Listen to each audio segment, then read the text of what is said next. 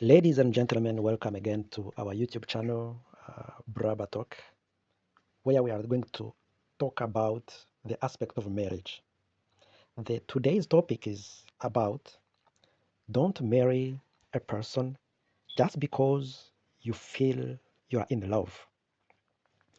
You should stop a little bit and pause a little bit before you advance, because I need you to understand something that can completely transform how you approach the most important decision on your life.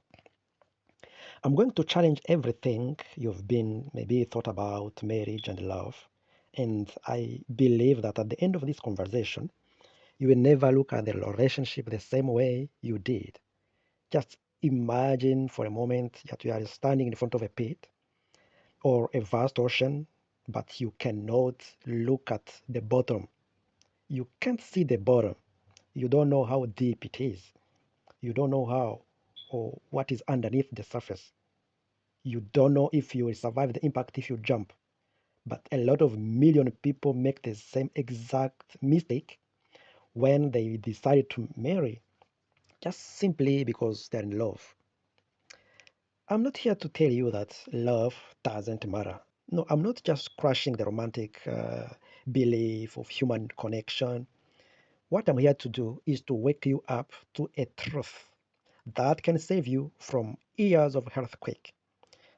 You can imagine financial ruin, emotional break, every kind of distraction, and every scramble that can come in your life. Let me tell you, love is not only enough. If you marry somebody because you are only feeling something, you are selling to the most painful experience. And that most of human being cannot endure it. Maybe your situation is something else, and you should say, who are you to question me? But let me tell you, consider this. What if everything you've been told about marriage and love is wrong? What if the very foundation of the belief about the relationship has been built on quicksand? Think about this for a moment and then just know that we live in a society where a divorce rate is 50%. If you can imagine 50%, it means that half of all marriages ends in divorce. But here that is something that is really disturbing most. That statistics count for marriage that has been legally ended. We don't talk about those couples who stay married when they are miserably in marriage, stay there just suffering with a lot of pain, and they stay together, or those who has never been married legally. That is really something important to know. So let me ask you this. If love was really all we needed, if that magic feeling was sufficient to sustain a lifelong partnership, then why are we failing on such an astronomical rate? Why so many people who once loved each other ends up in divorce, spending a lot of money, dollars, francs, just to divide what they have built? Actually, the answer is that most people don't want to accept it, but people confuse temporary emotions with love. They just take chemical emotions, chemical reaction from this body and start going in deeper pit that we cannot explain. The teachings of providence lies in the ability to change evil thinking. I'm going to tell you something that maybe attract you. The most successful marriages in history were not based primarily on love. They were based on compatibility, shared values, mutual respect, and then aligned with life goals and practical considerations. Actually, love grows from this foundation, not the other way around. When you build a house, you don't start with a decoration. You start with the solid foundation. Yet, when it comes to marriage, most people are trying to build their entire life on nothing but decoration. This is really, really, really most dangerous thing in the world. Let me paint you a picture of what typically happens when people married for love alone look like. Like two people meet and there is an instant extra attraction. The chemistry is undeniable. They can't stop thinking about each other. Every text message sends a trail thousands of thoughts. Every kiss feels like fireworks. They spend hours talking and feel like they know each other forever. They start believing that this person is the one, their soulmate, their perfect match, their missing piece. This is what we call the honeymoon phase, and it's the most dangerous phase in a relation because you lose the perfect vision of what is correct. Your brain is literally confused. Dopamine, oxytocin makes you feel like euphoric and powerful emotion bond. But here is the thing that nobody talks about. This phase is temporary. It always ends. Let me tell you that people start believing that this person is the one, that is the soulmate or the perfect match. That's what normally is called the honeymoon phase. And it's the one most dangerous phase in the relationship because it creates an illusion of perfect compatibility during this phase. You know that, yeah, the brain is blooded by chemicals like dopamine, oxytocin, serotonin that makes you feel euphoric and create a powerful emotion bound. So here's the thing that nobody talks about. This phase is temporary and it always ends. It doesn't last forever. The chemicals stabilize, the novelty reveals up, and suddenly you are left with the real person underneath all of that initial excitement. And this is where most relationships begin to crumble because when the chemical high wears off, people start to see their partner clearly for the first time. They notice their habits, they annoy them, they realize their life goals. It's like they don't align. They discover that their communication styles are not compatible, and they find out their approaches to money, to family, to career, and lifestyle are fundamentally really different. By this time, they are already married. They have already committed their lives to someone like based on a temporary emotional state. But I want you to understand something crucial. Those feelings you're experiencing during the honeymoon phase, they are not love. They are infatuation. They are biological responses designed to encourage reproduction and pair bonding. But really love, mature love, sustainable love, is something entirely different. It's built over time through sharing experiences, mutual support, respect, and compatibility. It's not something you fall into and something you grow into with the right person under the right circumstances. No, it is not that. Now, I'm not telling you that to become a robot who ignores emotions entirely. Attraction and connections are important components of successful marriage. But what I'm telling you is that they should never be like the primary reason that you have to choose to spend your life with someone. There should be cherry and top of Sunday. That's already been built with much more substantial like ingredients. So what should you look for instead? What should be the foundation of the marriage if it is not just love? I'm gonna break this down so that you could literally understand it, save your life for more years, not just a feeling for now. You should not go in the misery. So you have to look at some values in the person. And I don't mean surface level, like both live dogs, jiking. I'm talking about core life values. So the fundamental beliefs and principles that guide how people live their lives.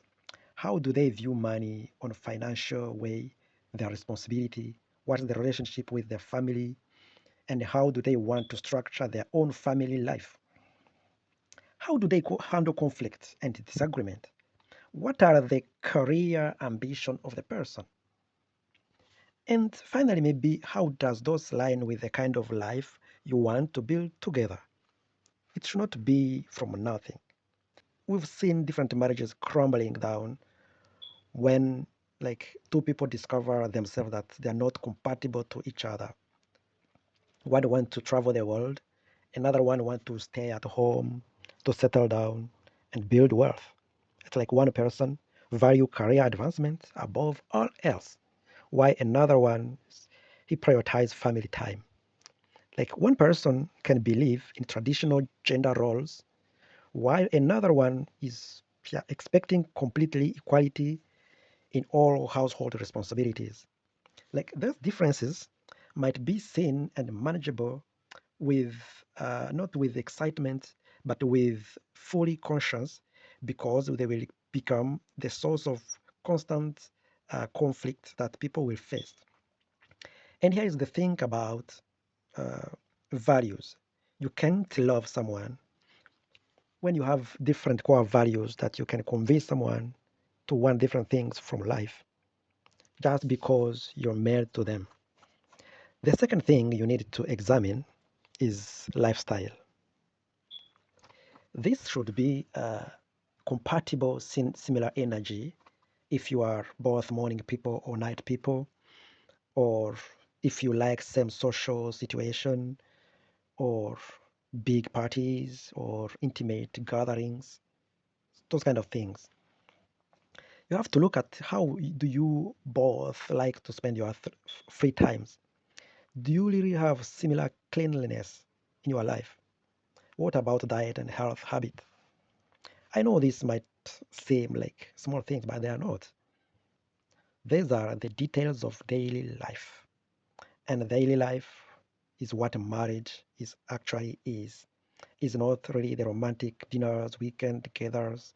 Those are just highlights. Marriages, it's waking up next to the next person, same days, sharing living space, coordinating things, making decisions together.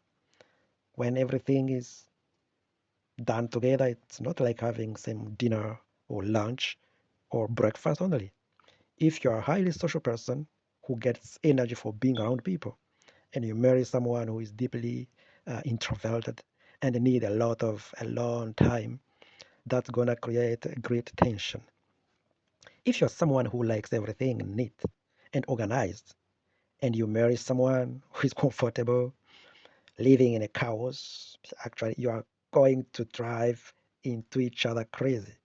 If you have a health conscience and you marry somebody who live on fast food, uh, and you consider working to the mailbox adequate exercises, you're gonna struggle to build a life together. Third, you have to look at communication compatibility. How does this person handle disagreement? Do they shut down and give you the silent treatment? Or do they explode and say hurtful things they can't take back? Are they able to, to express their needs clearly, or do they expect you to read their mind? You have to look at them.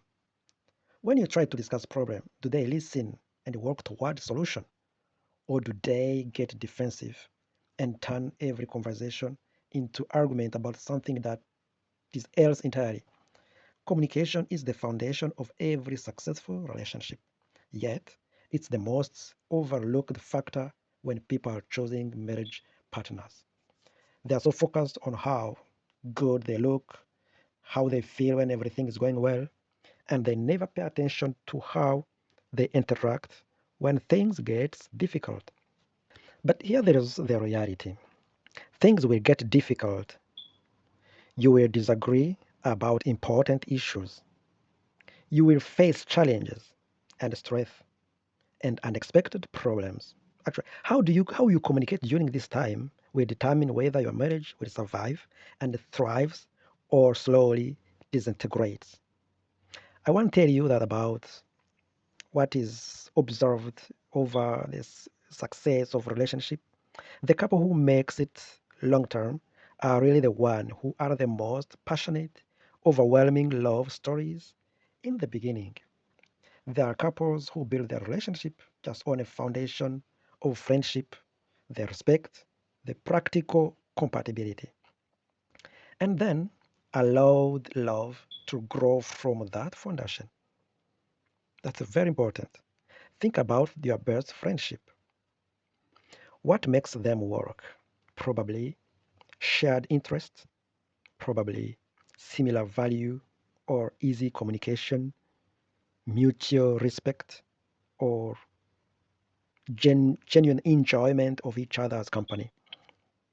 You don't stay with friend with someone because you feel you force yourself to be, because it comes spontaneously and you feel joy to be together with him.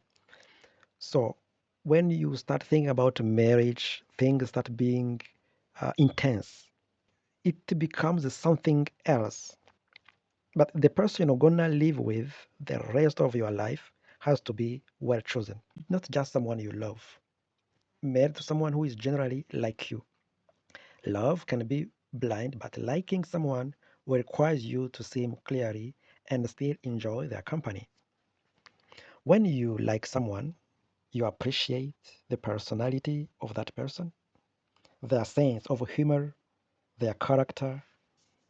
You feel very well. You enjoy talking to them about serious and silly things. You respect their opinions, even when you disagree with them. Too many people marry someone they are infatuated with, but don't actually like them very well. They find their partner's personality annoying and boring, but they stay because there is physical attraction or emotional intensity. This is the recipe of disaster because attraction fades and emotion intensely diminishes, but personality traits remain constant.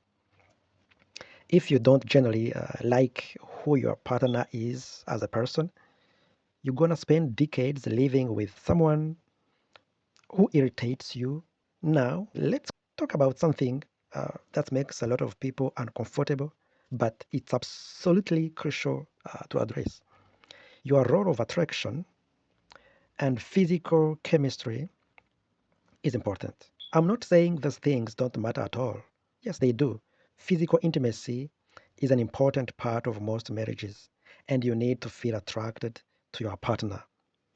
But the problem is that the culture has thought something else. Physical attraction is important, but it should be just one factor among others, not driving force behind choosing a partner. Here is something most important to understand. Physical attraction can grow over a time when when it is founded to real emotions and affiliation. Some are satisfied in their marriages when they start liking others physically and it develop deep attraction and they know each other better. On the flip side, relationship that are built primarily on physical attraction rarely last. When physical appearance changes, and it will change absolutely because that's what happened to human body over time. There is nothing left to hold the relation together. The couple discover they don't actually have much in common. They don't enjoy each other's company and don't share same vision for their life together. That is terrible. I want you to tell and think about this differently. Instead of asking yourself, am I attracted to this person? You should be asking yourself, could I see myself being attracted to this person for the rest of my life?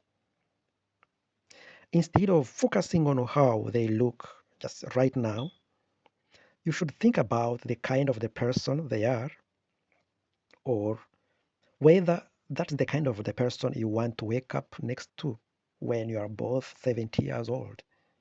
This leads me to one of the most important concepts I want to share with you. That is the idea of growing together versus growing apart. Every person changes over time. The person you are today is not the same person you will be tomorrow or after 5 years.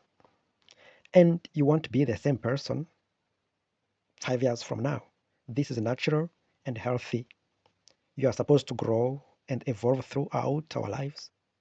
The question is, when you change and grow, will you change in compatible direction or will you grow apart?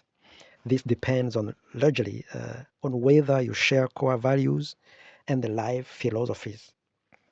People who share fundamental beliefs about what matters in life tend to grow in similar directions, even though they change as individuals. People who have different core values often find they grow apart over time, even if they start out feeling very compatible. Let me give you an example. Imagine two people who both values personal growth and learning. As they go through life, they might develop new interests, take on new challenges, and evolve in various ways. But because they both value growth, they are likely to support each other in their evolution and find a way to grow together. They might take classes together, they might travel to new places or encourage each other to pursue new hobbies or careers opportunities. And then imagine two people who had values, stability, and predictability, while another one want adventure and change. Initially, they might be attracted with each other because they are different. The stable person appreciates the excitement of their partners, while an adventurous person appreciates having a steady anchor. But over time, these different values are likely to create conflict. The stable person will want to settle down, establish routines, and build security, while the adventurous person will want to keep exploring, going everywhere, taking risks, and trying new things. Neither approach to life is wrong, but they are not compatible for long-term relationship. One person will always be pushing for more stability, while another one is pushing for more change. And this creates a constant source of tension, and the resentment will come back. This is why it is so important the people has to look beyond surface level to see the compatibility and feel that they feel very well. Whether your fundamental approaches to life are aligned, you have to look at different things. You both have similar attitude toward each other. Do you both have similar feelings? Do you have same goals, personal growth, financial security, social contribution, and so on? Do you both have similar timeline for major life milestone like buying house, having children or retiring, those kind of things? These might not seem romantic, but they are building rocks of a successful partnership. Romance comes, but compatibility determines whether you can actually build life together. That makes both of you happy and fulfilled. But you have to look at this. In many cultures throughout histories, marriage were arranged by families. So, and these marriages often had a much higher success rate than our modern love-based marriages. Let me say, I'm not advocating for arranged marriages. No, not that. I believe strongly that people should choose their own partners. But also, there is something we can learn from this approach. What is this? When families arrange marriages, they look at practical consideration, family background, financial stability, character, work ethic, values, and long-term compatibility. So they understood that marriage was not just about feelings between two people. It was about creating a stable partnership that could withstand challenges of life and provide a good foundation for raising children and build wealth and security. This arranged marriage often developed into deep, lasting love precisely because they were built on solid foundation. The couples learned to appreciate each other with their characters, to respect each other in contribution to the family, and to work together as a team. Love grew from partnership, rather than partnership being expected to grow from love. I'm not suggesting you that you should ignore your feelings or marry someone you don't care about. What I'm suggesting is that you reverse the typical approach. Instead of falling in love and then hoping you are compatible, find someone you are truly compatible with and then allow love to develop from that foundation. This brings us to another crucial factor that most people completely ignore when they are choosing their marriage partners: financial compatibility. Money is one of the leading causes of divorce.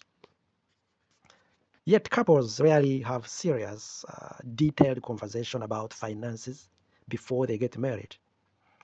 They are so caught up in romance, they avoid those practical discussion, or they assume they will figure out later. But financial incompatibility can destroy everything, even the strongest emotion connection. If one person is a spender, another one is a saver. If one person believes in taking financial risks while another one values security, if one person expects to maintain a certain lifestyle while the other has different priorities, these differences will create constant stress. I'm not just talking about how much money a person has to make, but the entire relationship with money. How do they make financial decisions? Do they research major purchase carefully or do they buy impulsively? Do they stick to budget or do they spend freely and worry about consequences later? What are their long-term financial goals together? Maybe they want to retire early simply, or they want to work hard and maintain high standard of living. How do they feel about debt? What about investing and taking financial risks? These differences in financial philosophy can make it impossible to build a secure future together. No matter how much you love each other, that can be a problem. We have seen couples who adore each other end up divorced because one person's spending habit made the other feel constantly anxious and insecure. I've seen marriages destroyed because one person wants to buy a house while the other prefer to rent and travel. We have seen relationship ruined because one person was comfortable with debt while the other couldn't sleep at night knowing they owed money. Before you commit to spending your life with someone, you need to have a detailed, honest conversation about money. You need to understand not just their current financial situation, but their entire approach to financial decision making. And if you discover that your approaches are fundamentally different, you need to seriously consider whether this is someone you could build a stable future together with a connect to those things that you have talked about. When you are in the throes of new love, it's easy to focus on how good you feel together in the present moment. So look at all aspects. Marriage is not about present moment. It's about the next 50 years of your life. Are you and your potential partner heading the same direction? Do you want same children and how many and when? What about ideas about parental styles and education? Do you both want to live in some type of location, urban, suburban, or rural? What about proximity to family members? Do you have similar career ambitions and expectation about work-life balance? How do you each envision spending your retirement years?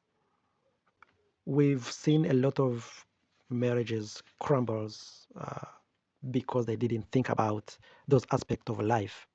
They assumed they want the same things, or they figure out they've compromised later. All those things that we have talked about, they don't disappear or become a conflict. Like one person is, if one person is thinking about being in a very big city. Another one want to focus on rural and family. One person find traveling expensive. Another one want just easy life.